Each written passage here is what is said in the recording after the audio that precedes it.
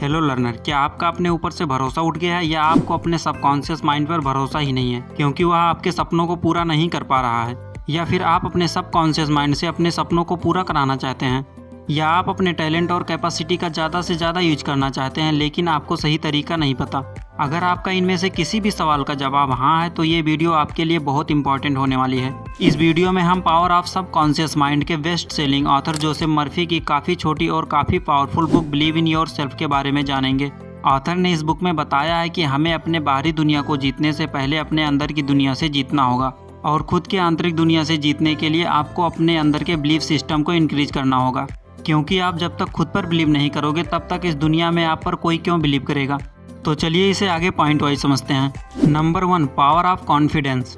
हम सभी लोगों के पास एक नेचुरली शक्ति होती है, बट उस शक्ति को हम तब महसूस करते हैं जब हम अपने दिमाग से चीज़ों को समझने और देखने का तरीका बदलते हैं। और यही वो शक्ति है जिससे हमारे मन में किसी चीज़ के प्रति विश्वास बन जाता है और तब हमारे अंदर आत्मविश्वास उत्पन्न होने लगता है।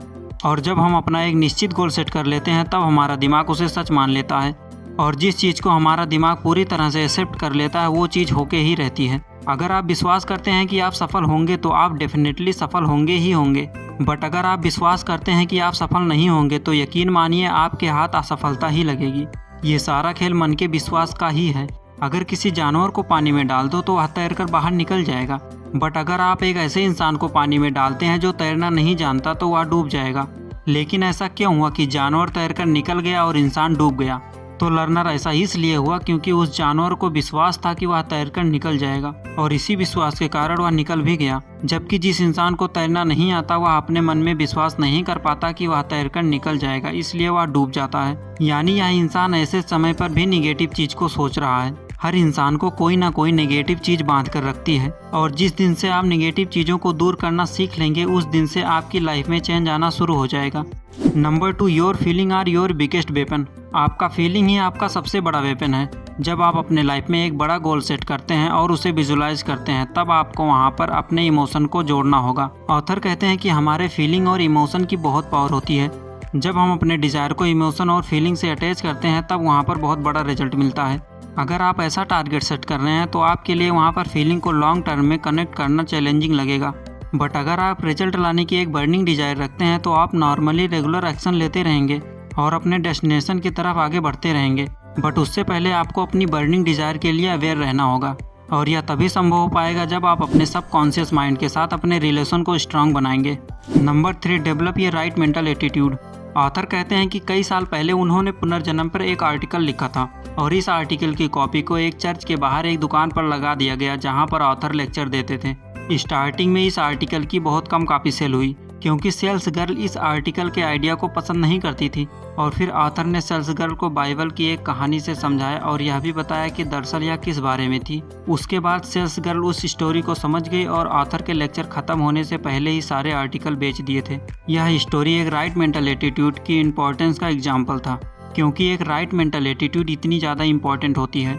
तो लर्नर, आपके राइट मेंटल एटीट्यूड का मतलब क्या है? पीपल, सिचुएशन और ऑब्जेक्ट पर मेंटल रिएक्शन। क्या आप सामान्य रूप से human, animal and nature friendly हैं? क्या आपको लगता है कि दुनिया में बुराइयां भरी पड़ी हैं, इसे आपके सामने झुकना चाहिए? नॉर्मली आपका मेंटल एटीट्यूड क्या है? सेल्स गर्ल का रिस्पॉन्स आर्टिकल और राइटर के लिए निगेटिव था, उसका यह एटीट्यूड सही नहीं था। हम राइट एटीट्यूड तब डेवलप करते हैं जब हमें समझ आ जाए कि कोई भी बाहरी चीज़ हमें तब तक नुकसान नहीं पहुंचा सकती जब तक उस पर हमारी मानसिक सहमति ना हो। ऑथर कहते हैं कि कई लोगों का लाइफ को लेकर सैड व्यू या पैसिफिस्ट एटीट्यूड होता है जो कि इनकी सारी प्रॉब्लम की जड़ है। Number 4, the power of believe. Author बताते हैं कि उनका एक रिलेटिव था, उसे टीबी की बीमारी हो गई थी।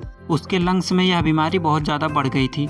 तब उसके बेटे ने एक दिन खुद ही इलाज करने का फैसला किया। वह वेस्टर्न ऑस्ट्रेलिया में उस जगह पर गया जहां उसके फादर रहते थे और उसने अपने फादर से मिलने के बाद कहा कि वह एक सन्यासी से मिला है जिसने उसे एक रिंग दिया है और इसके बदले में उन्होंने $500 लिए हैं। बट उस लड़के ने फुटपाथ से एक लकड़ी का टुकड़ा उठाया था और सुनार के यहाँ जाकर उस लकड़ी के टुकड़े को एक अंगूठी में मड़वा लिया था ताकि यह असली लगे।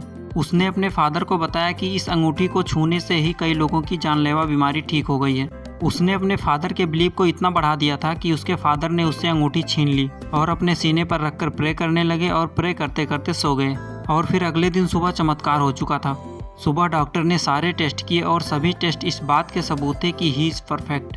अब ये बात तो जाहिर है कि फुटपाथ पर पड़े लकड़ी के टुकड़े ने उस आदमी को ठीक नहीं किया, या तो उसका बिलीव ही था जो इतना बढ़ गया था कि उसके लिए ट्रीटमेंट बन गया। उसका बिलीव और फीलिंग एक दूसरे से जुड़े और उसको बिल्कुल ठीक कर दिया, और उसको कभी नहीं पता चला कि उसके साथ क्या खेल खेली गई है।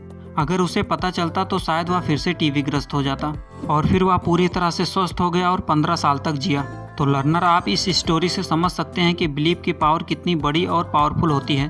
वह बिलीव ही है जिसकी वजह से लोगों के लाइफ में बड़े बड़े टर्निंग पॉइंट आते हैं। तो लर्नर, आप और हम सब बिलीव की इस पावर को यूज करके लाइफ में कुछ भी अचीव कर सकते हैं। बिलीव में इतनी पावर होती है कि उसकी पावर से कुछ भी किया जा सकता है। सो लर्नर, आई होप कि आपको ये वीडियो हेल्पफुल लगी होगी। इस तरह की नॉलेजफुल वीडियो के लिए आप हमारे चैनल का पार्ट जरूर बने।